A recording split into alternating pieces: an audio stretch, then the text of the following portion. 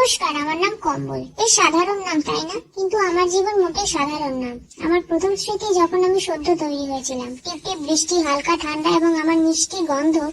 প্রথম দিনটিতে সবকিছু ছিল একদম পারফেক্ট, কিন্তু তারপর যখন একদিন ভিজে গিয়েছিলাম তখন বুঝলাম জীবনটা কতটা কঠিন।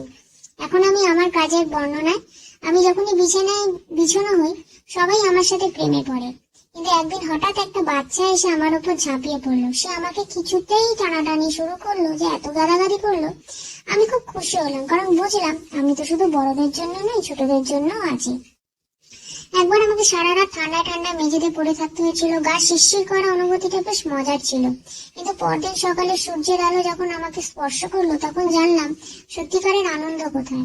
আমি আবার নতুন উদ্যমে বিছানায় ফিরে এলাম। তারপর মাঝে মাঝে যখন কেউ আমাকে ভুলে যায় এবং আমি ফেলে রেখে পড়ে থাকি, তবে সবচেয়ে মজার ব্যাপার হলো তখন আমি কোনোদিন কোলবালিশ হয়ে থাকি।